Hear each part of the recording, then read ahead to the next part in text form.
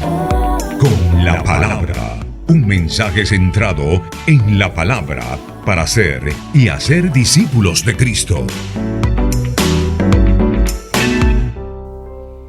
Bien, mis hermanos, ustedes saben que estamos predicando una serie de mensajes basadas en el Sermón del Monte. Y en este Sermón del Monte, en esta sección que estamos viendo ahora, Cristo dice a sus discípulos que debemos cuidar nuestro corazón en todo lo que nosotros creemos, en todo lo que nosotros enseñamos, en todo lo que nosotros practicamos. Porque el cristiano no solo debe hacer lo correcto, también debe hacerlo por el motivo correcto. Hay muchas personas que creen que solo el asunto es hacer lo correcto. No es solo hacer lo correcto, también debe ser por el motivo correcto.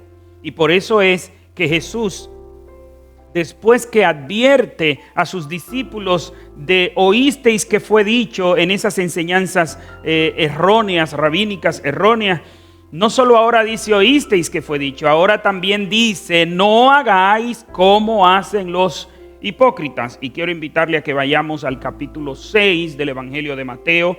Vamos a estar leyendo los versículos 1 al 6, que fue donde nos quedamos el domingo pasado y que nos sirva de recordarnos y continuar en el versículo 7. Dice así la palabra del Señor, Evangelio según Mateo, capítulo 6, versículo 1 al 6. Dice así: guardaos de hacer vuestra justicia delante de los hombres para ser visto de ellos.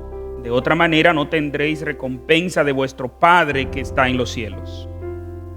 Cuando pues des limosna, no hagas tocar trompeta delante de ti, como hacen los hipócritas en las sinagogas y en las calles para ser alabados de los hombres. De cierto os digo que ya tienen su recompensa.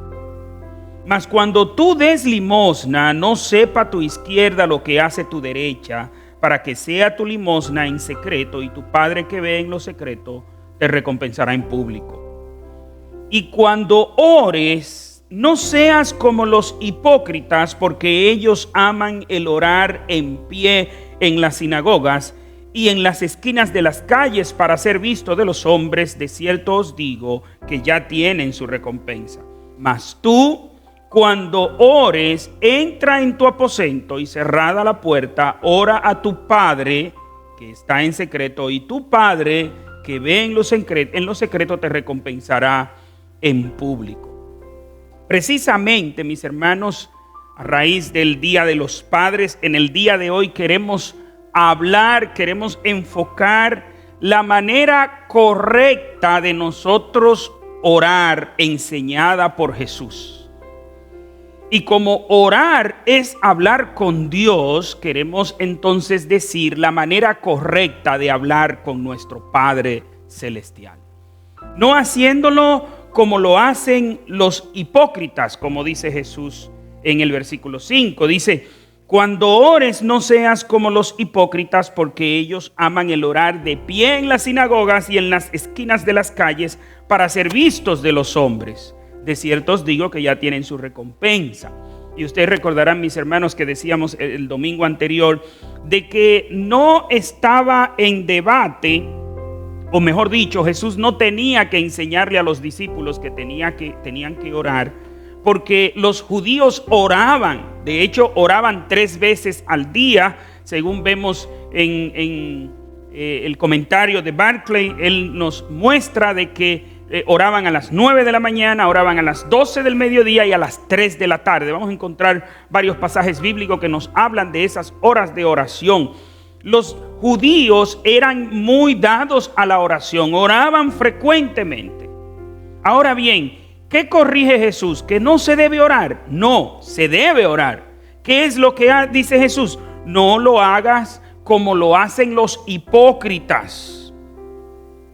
¿Por qué? ¿Qué hacían los hipócritas? Y ustedes recordarán que decíamos el domingo pasado que una de las poses que tomaban los judíos para orar, no era la única, pero sí era muy frecuente y muy común, y era que levantaban los brazos, ponían las manos hacia arriba e inclinaban el rostro. Y ahí comenzaban a orar. Entonces, cuando usted veía a una persona en una esquina o delante de la sinagoga o dentro de la sinagoga en esa posición, fulano está orando. Y de pronto, imagínese usted, pasaron 5 minutos, pasaron 10 minutos, ya lleva 15 minutos ahí, lleva media hora en esa oración, lleva 1 hora en esa oración. Entonces, la gente veía a estas personas que oraban como personas muy devotas, como personas muy entregadas a la oración. ¿Y qué es lo que dice el Señor? Precisamente, cuando ores, no hagas como hacen los hipócritas, porque ellos aman orar de esa manera para ser vistos de los hombres, para que los demás vean su vida de piedad, para que los demás vean que ellos son personas consagrados y entregados a Dios. Pero quiere decir que usted tome una pose, quiere decir que usted haga algo para que los demás lo vean, quiere decir que usted es así, no necesariamente. Y es precisamente lo que Jesús está corrigiendo. Mis hermanos, la definición más sencilla que yo he escuchado, recuerdo la escuché cuando yo era niño en la escuela dominical, acerca de la oración, es que la oración es hablar con Dios. Yo he leído y he escuchado muchas otras definiciones, quizás muy elaboradas, muy pausadas, muy amplias, profundas, exhaustivas.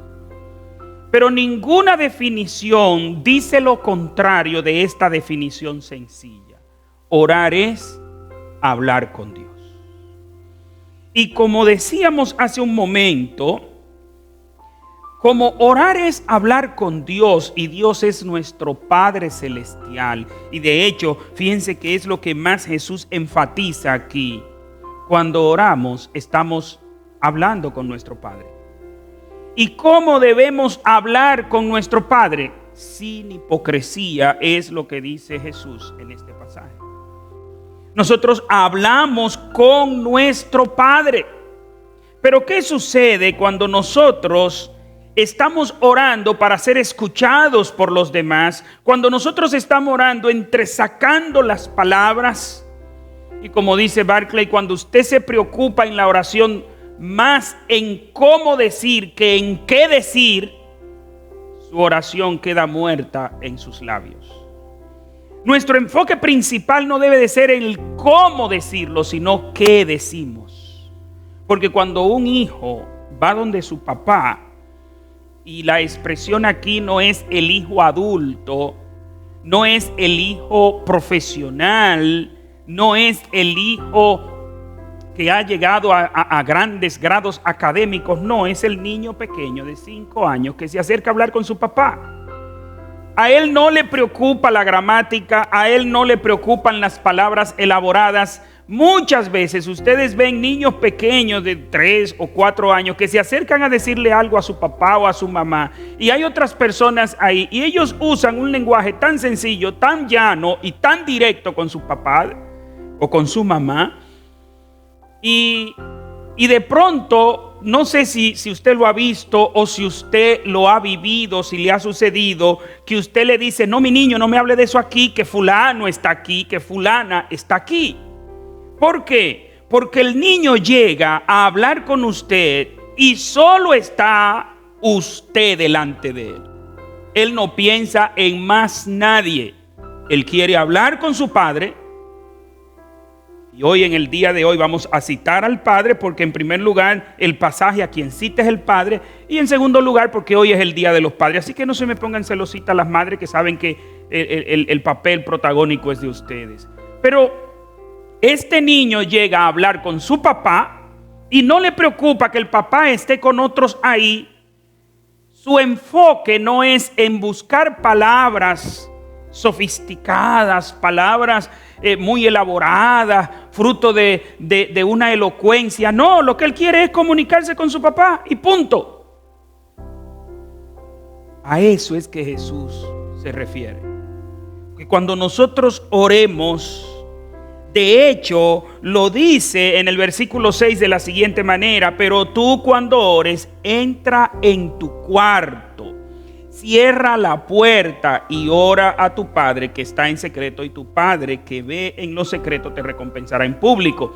No quiere decir con eso que nosotros no podemos orar en público. No quiere decir con eso que es que literalmente siempre que vamos a orar tenemos que tener, de hecho, un cuarto, que es lo que algunas personas piensan.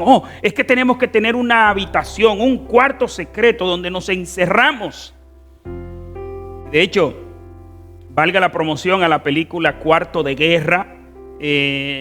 Excelente película, se la recomiendo a que la vean y la practiquen, porque no es solo verla. Pero no necesariamente usted tiene que tener un cuarto como tenía la protagonista de esta película, como pueden tener algunas personas que quizá pueden tener un cuarto dedicado solo a la oración. El que Dios lo ha bendecido de esa manera y tiene un cuarto exclusivo para él orar, excelente. Pero miren, en los tiempos de Jesús no creo que sea de esa manera. Recuerden en primer lugar que muchas personas vivían en carpas, en tiendecitas de campaña.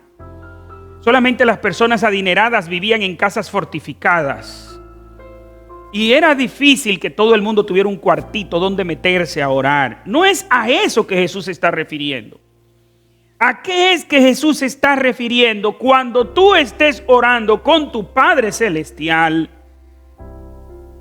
entra a ese cuarto que es sinónimo de ese ejemplo que le estaba dando, de ese niño que llega a hablar con su papá, y para él, mire, puede estar el presidente de la república ahí, puede estar un general, puede estar quien sea, y él se dirige a su papá para hablar con su papá, y él va y le expresa lo que quería expresarle a su papá, independientemente de quién esté ahí. Claro, ese es un niño pequeño. Por eso decía, no estoy refiriéndome al académico, al aquel que ya es adulto, que le da vergüenza hablar con su papá en público.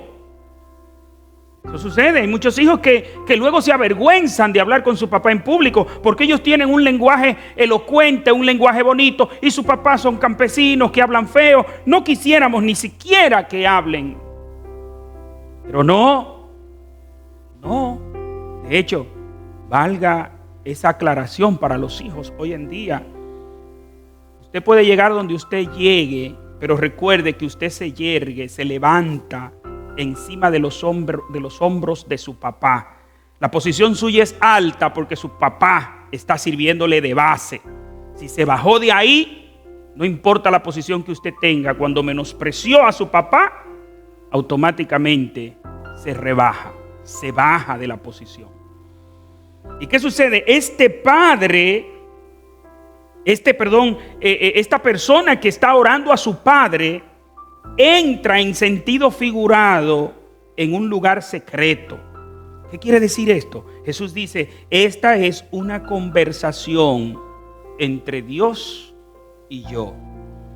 Y en esta conversación el único que importa es Dios. Ni siquiera yo mismo tengo que estar entresacando las palabras que me agraden a mí. Es expresar a mi Padre, olvidarme de mí, olvidarme de los demás y hablar con mi Padre Celestial, que no necesita que se lo vociferemos, que no necesita. Hay hermanos que les gusta orar a voz en cuello y no hay problema. Yo entiendo que si la intención es usted orar de manera fervorosa y usted expresa el fervor orando así, con voz alta, con voz fuerte, amén, no hay problema si esa es la intención. Porque recuérdense hermanos, que estamos hablando de que cuidemos nuestro corazón. ¿Qué es lo que Jesús está diciendo aquí? Cuidado con la hipocresía. Cuídate de esa hipocresía que te lleva a orar en donde supuestamente estás hablando con Dios, pero es para ser oído por los demás, para ser visto por los demás.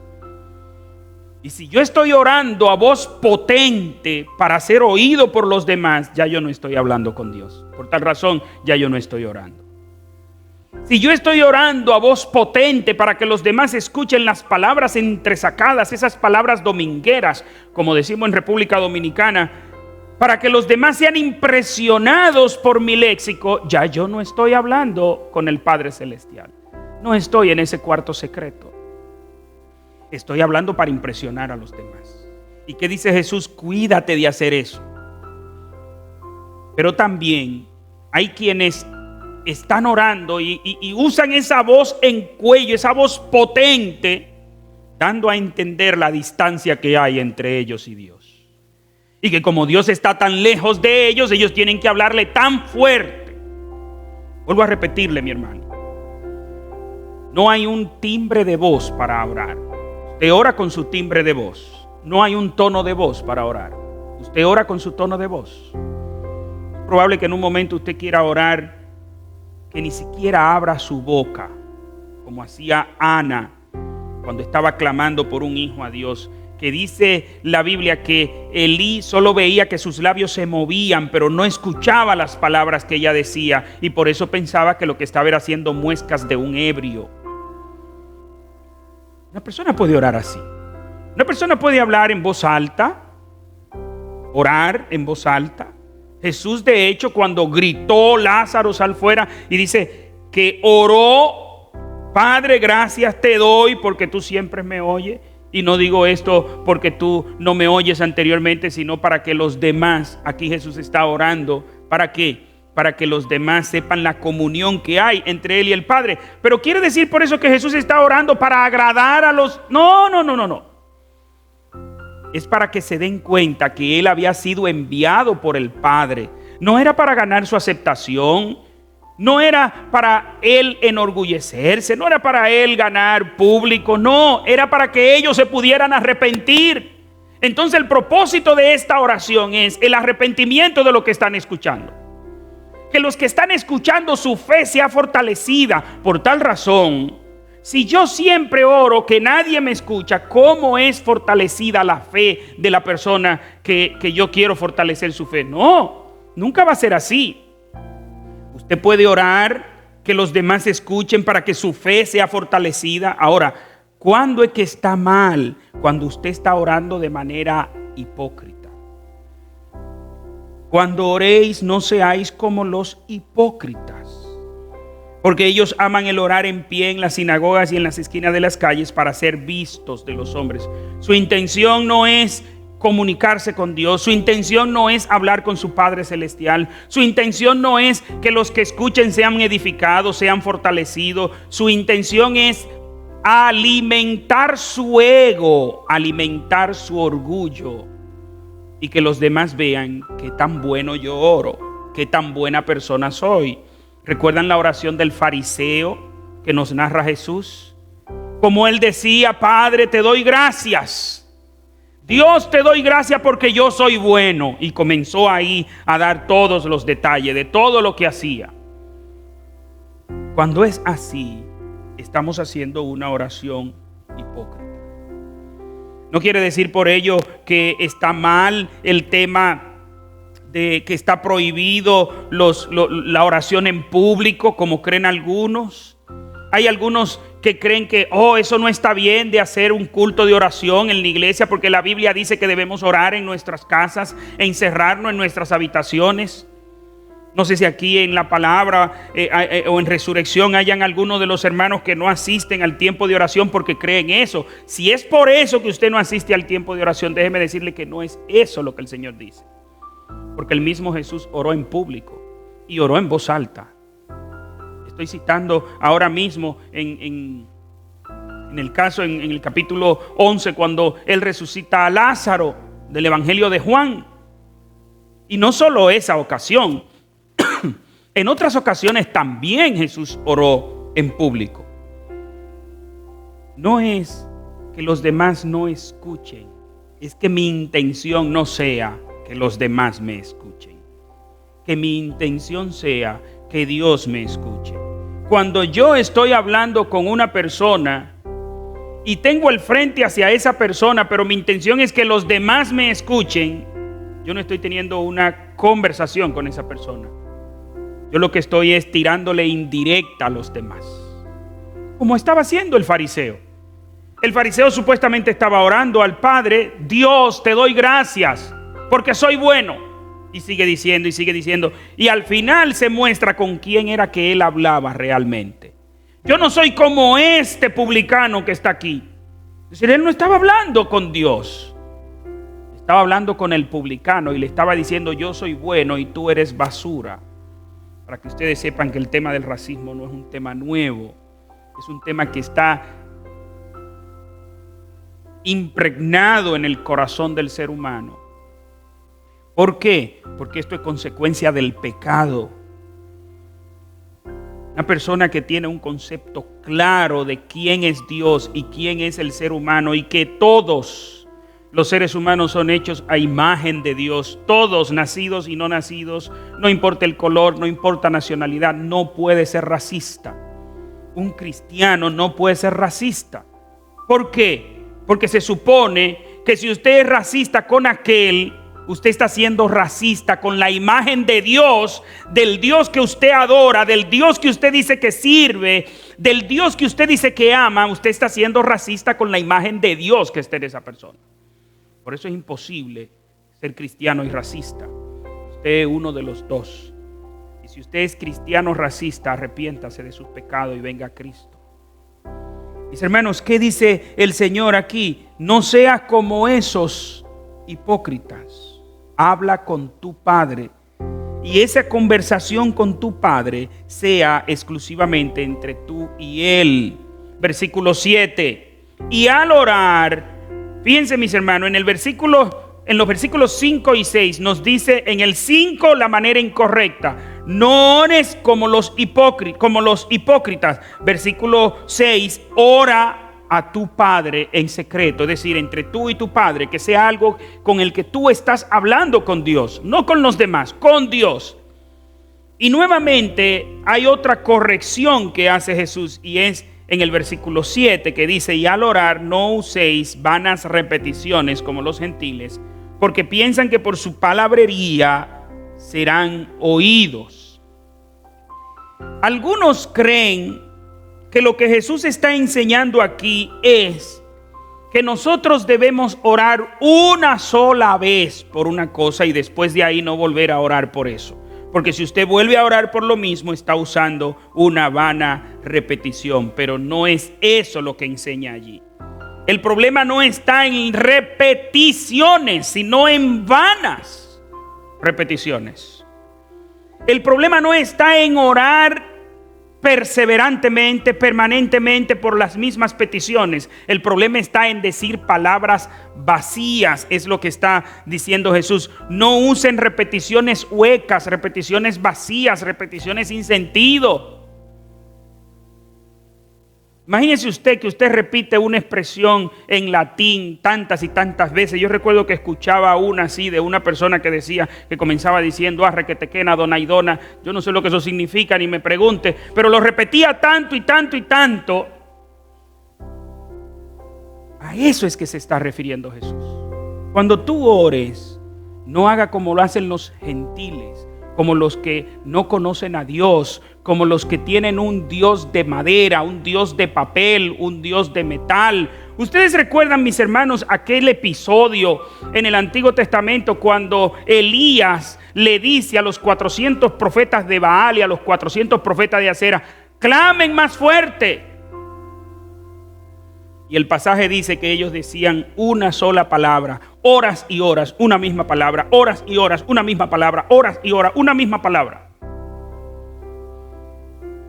¿Qué es eso? Repeticiones vacías. Eso no es hablar con una persona.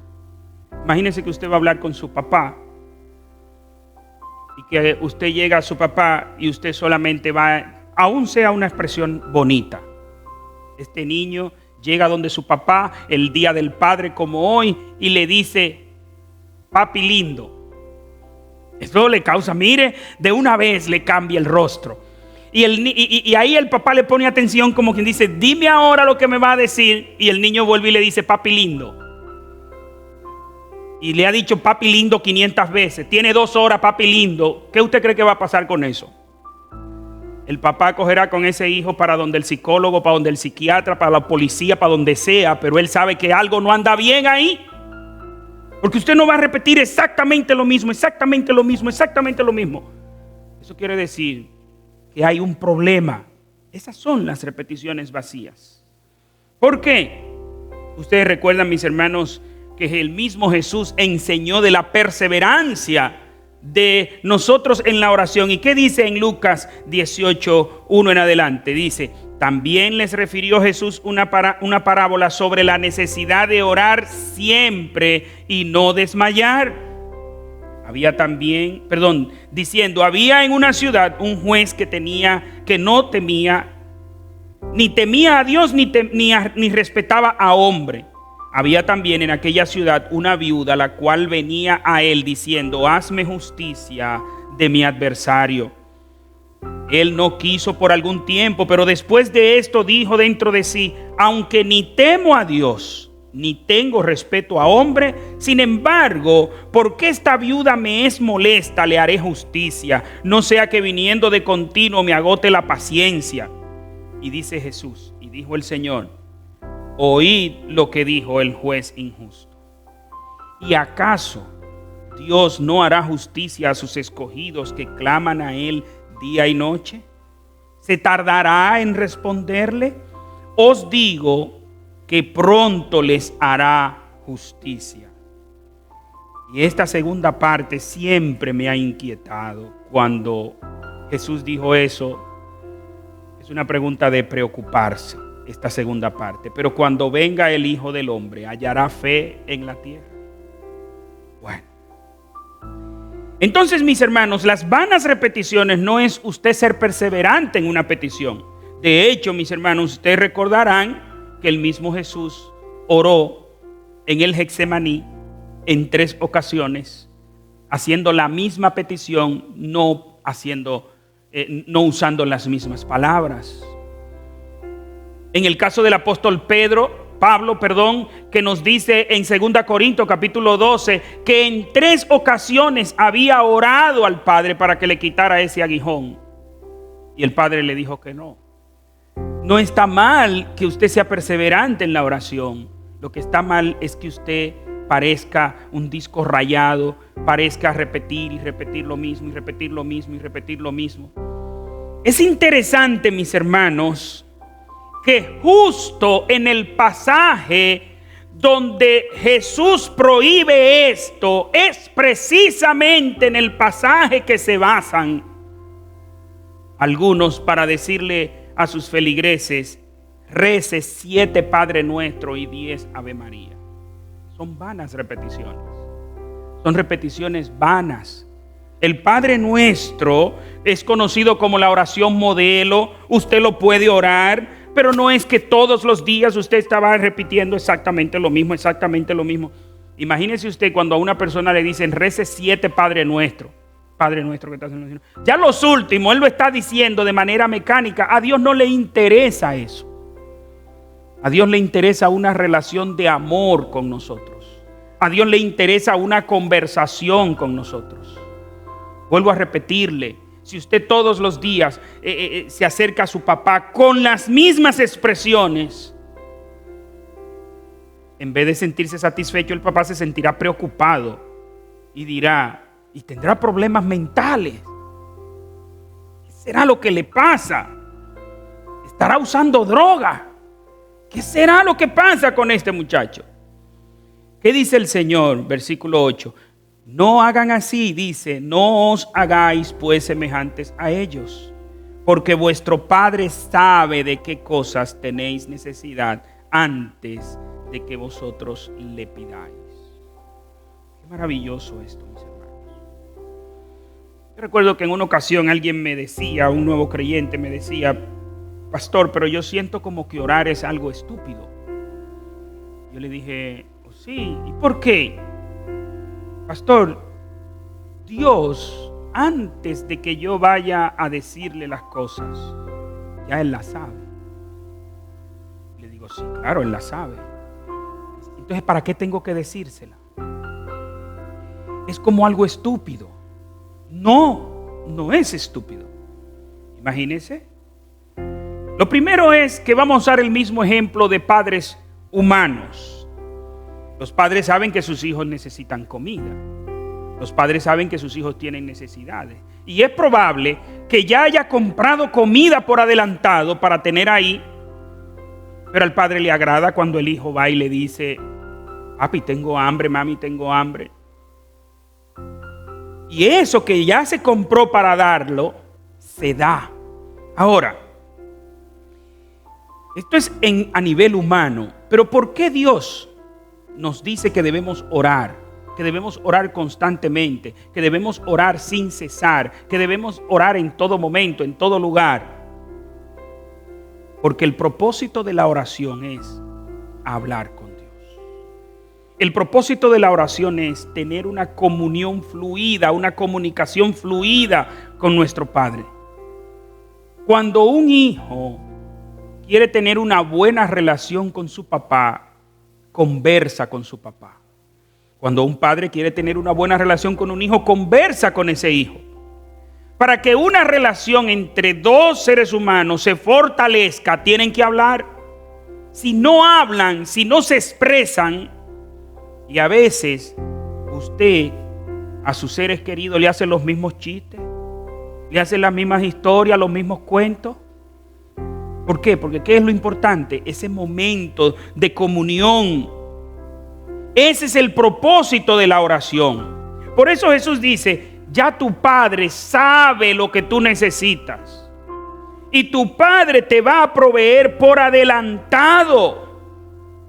Porque si nosotros, siendo padres malos, sabemos dar cosas buenas a nuestros hijos, cuánto más nuestro Padre Celestial. Es lo que Jesús nos va a presentar más adelante en este mismo Sermón del Monte. Pero en el capítulo 7, versículos 9 al 11 dice: ¿qué hombre hay de vosotros que si su hijo le pide pan le dará una piedra?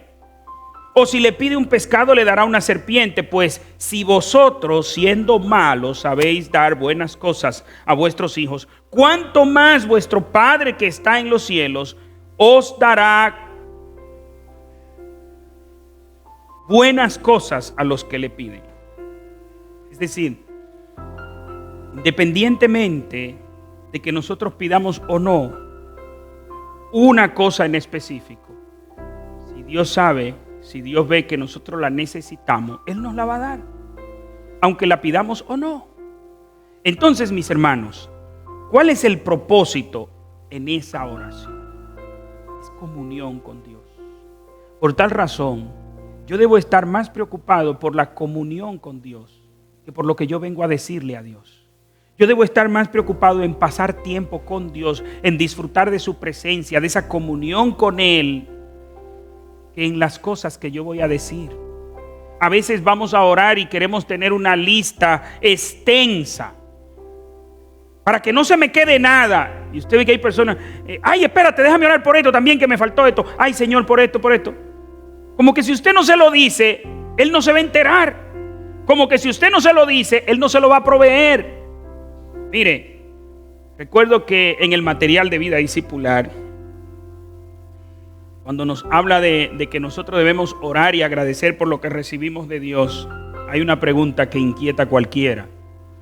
¿Usted se imagina que mañana Dios le dé a usted solamente aquello por lo cual usted le agradeció hoy? Muy pocas cosas recibiría.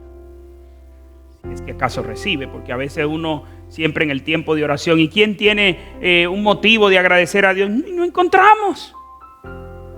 Porque yo siempre he dicho eso, el malagradecido es así, el malagradecido nunca recuerda para agradecer.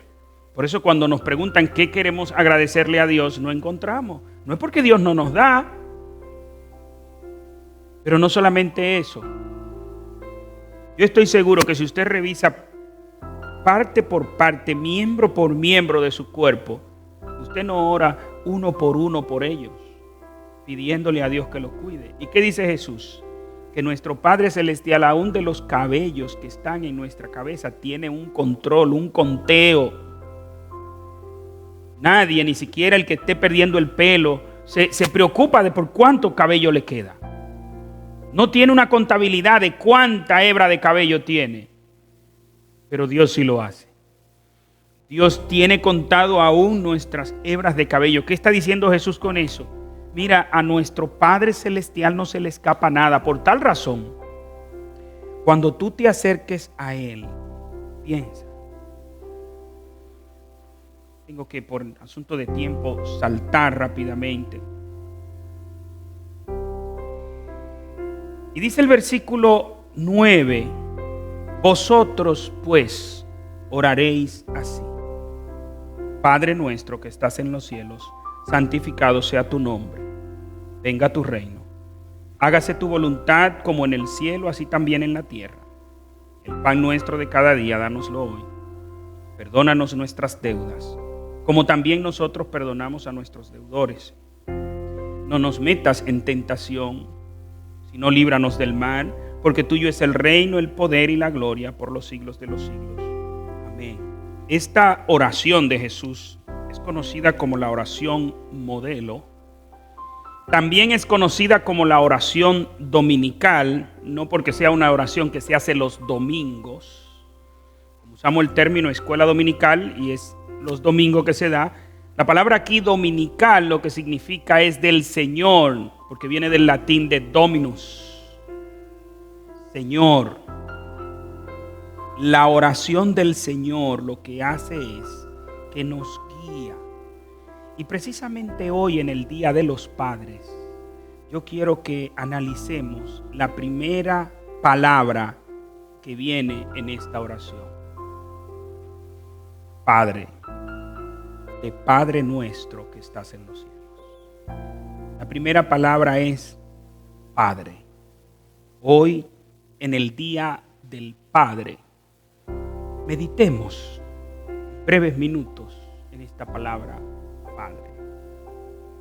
¿Cuál es el concepto de la palabra Padre? Y yo quiero que, por asunto de tiempo, solo voy a analizar dos conceptos. El concepto moderno de nuestros tiempos y del lugar donde estamos aquí en Estados Unidos, y el concepto de las tierras bíblicas en los tiempos bíblicos, es decir, el concepto de la palabra Padre en la cultura judía y la palabra Padre en la Biblia, no solo en la cultura judía, porque esto no solo es porque en los orientales, fíjense que aquí en Occidente la figura paterna tiene un concepto, se tiene un concepto de la figura paterna, y en los países de Oriente se tiene otro concepto de la figura paterna.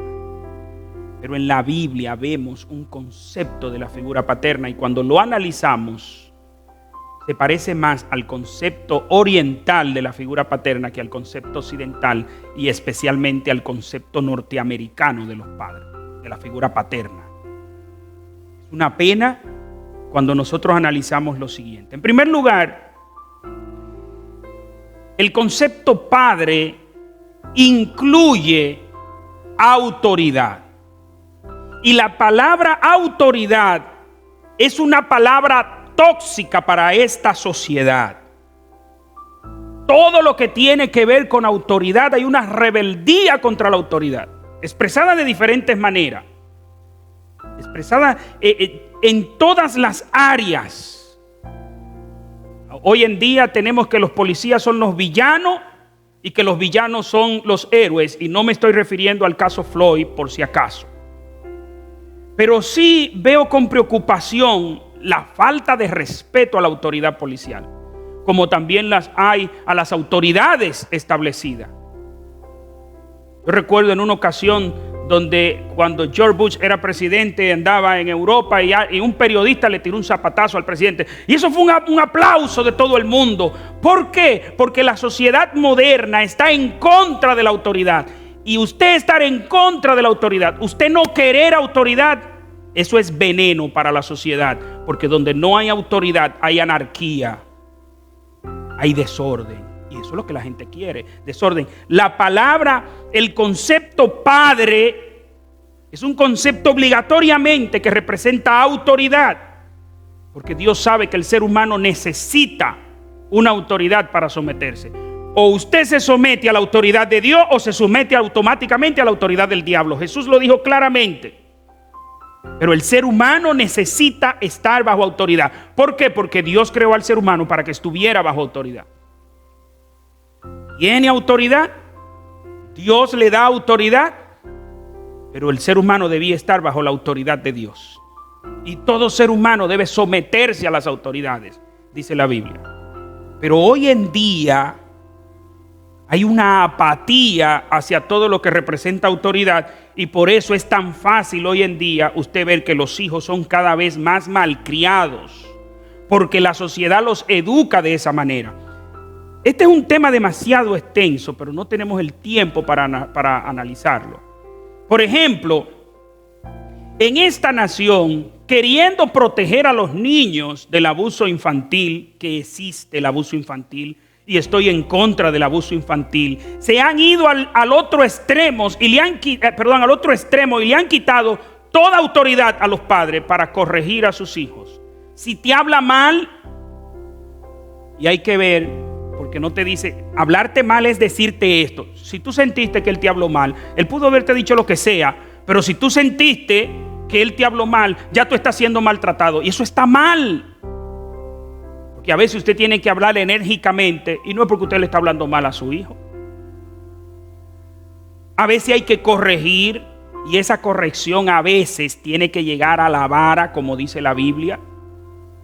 Claro, es un castigo físico cuyo propósito no es matar a la persona, no es maltratar a la persona, no es herir a la persona, es mostrarle que está mal lo que está haciendo.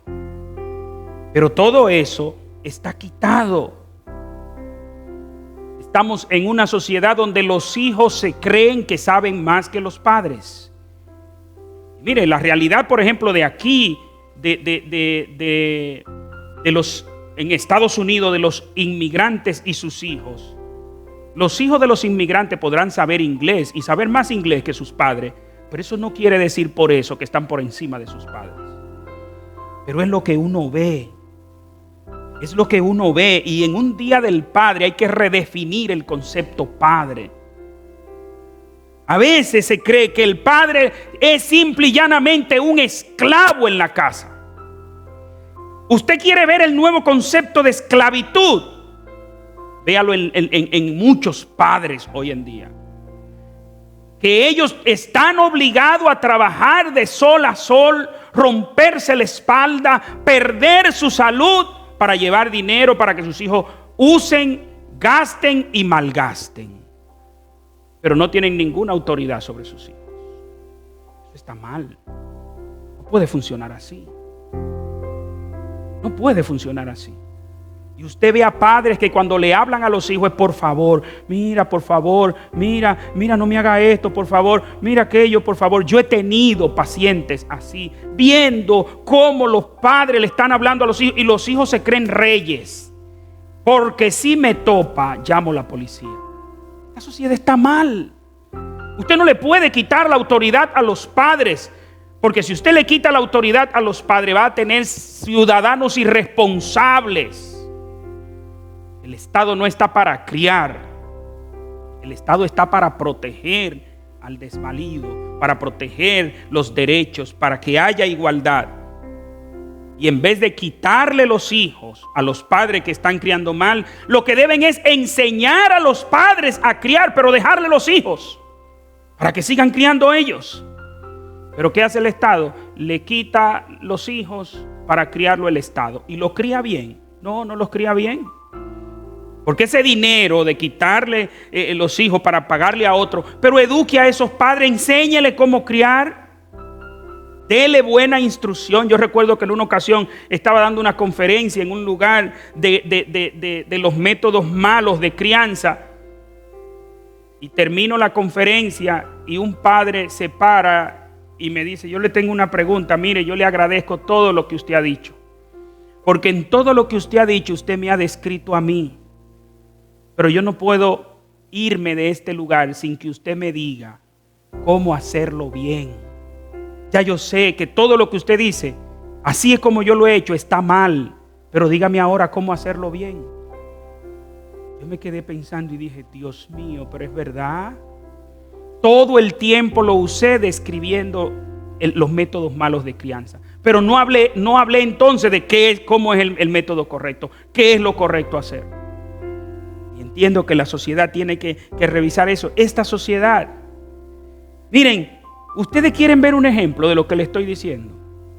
Yo lo invito a que usted vea cualquier programa de televisión hoy en día, cualquier película de hoy en día.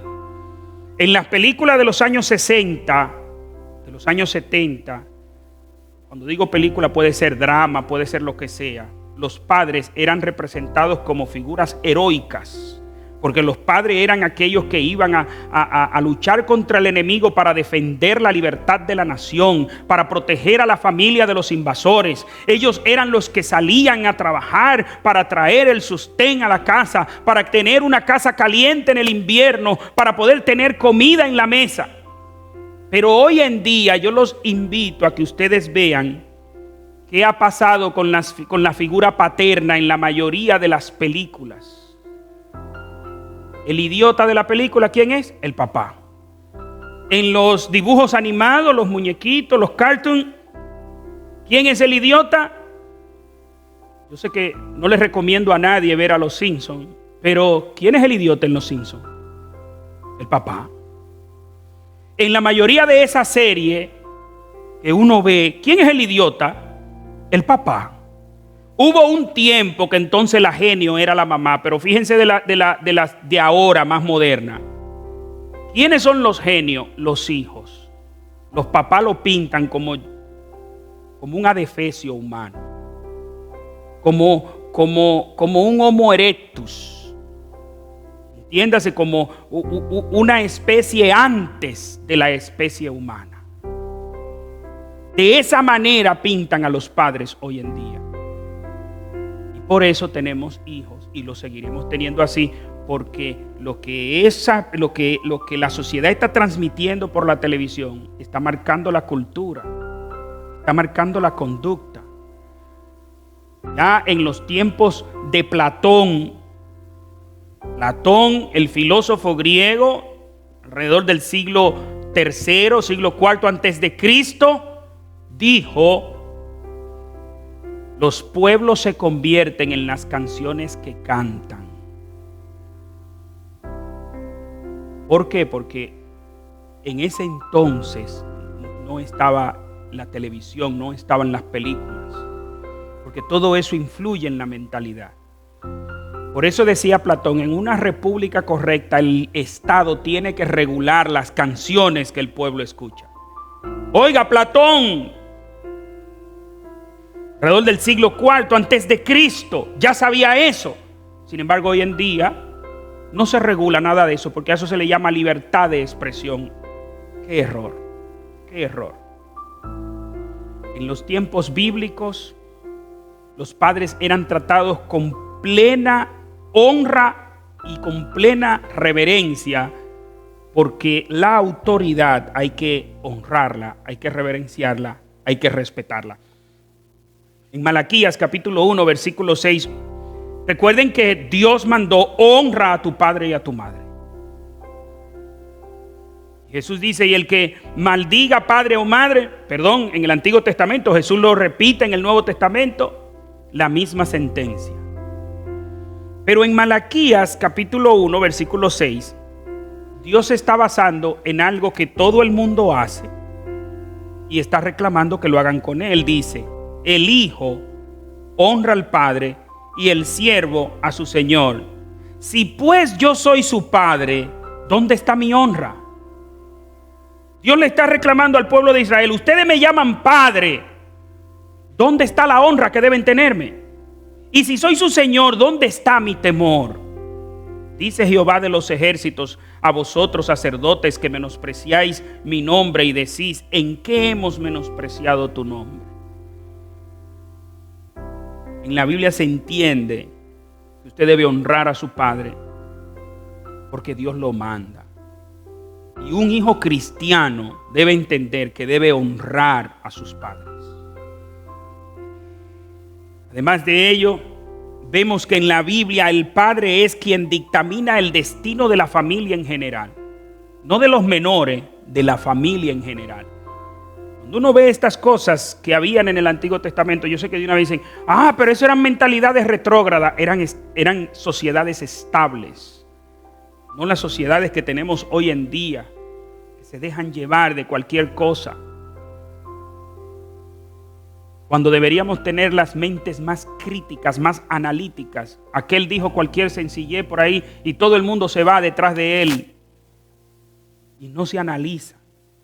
En Génesis capítulo 42, versículos 1 al 3 dice: viendo Jacob que en Egipto había alimentos, dijo a sus hijos: ¿por qué os estáis ahí mirando? Yo he oído que hay víveres en Egipto. Descended allá y comprad de allí para vosotros, para que podamos vivir y no muramos. Descendieron los 10 hermanos de José a comprar trigo en Egipto.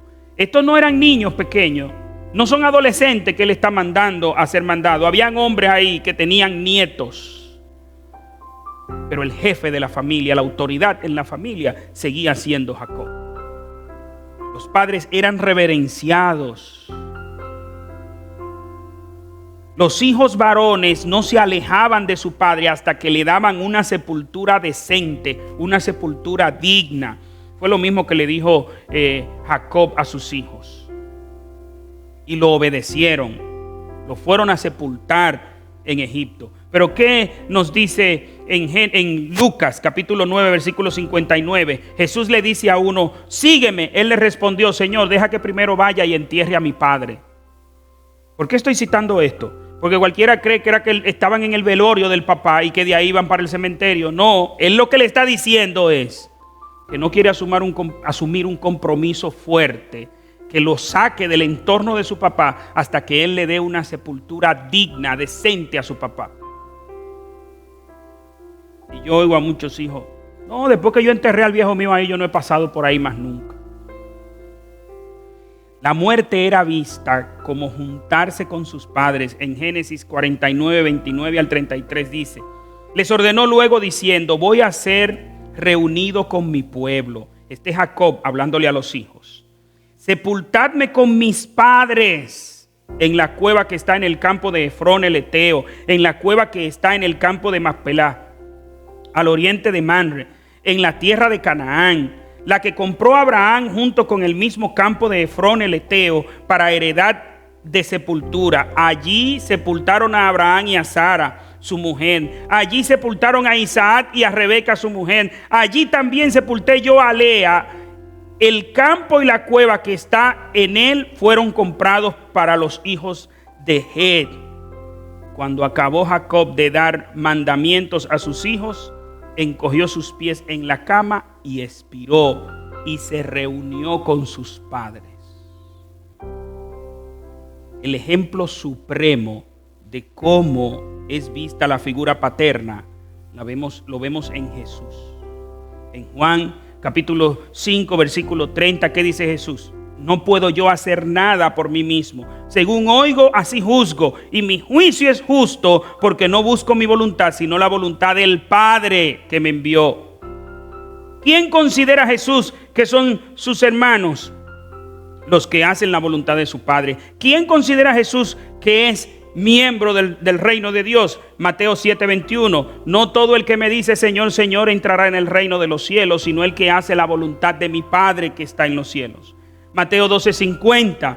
Pues todo aquel que hace la voluntad de mi Padre que está en los cielos, ese es mi hermano y mi hermana, y es mi madre. Y en Lucas 22:42, cuando Jesús está orando en Getsemaní, diciendo: Padre, si quieres, pasa de mí esta copa, pero no se haga mi voluntad, sino la tuya.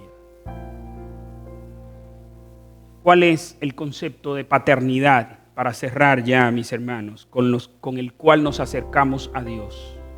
¿Con ese concepto de paternidad occidental o con el concepto bíblico de paternidad? Quiero solamente leer este pasaje para terminar.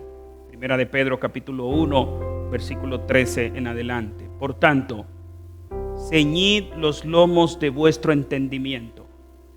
Sed sobrios y esperad por completo en la gracia que os traerá cuando Jesucristo sea manifestado.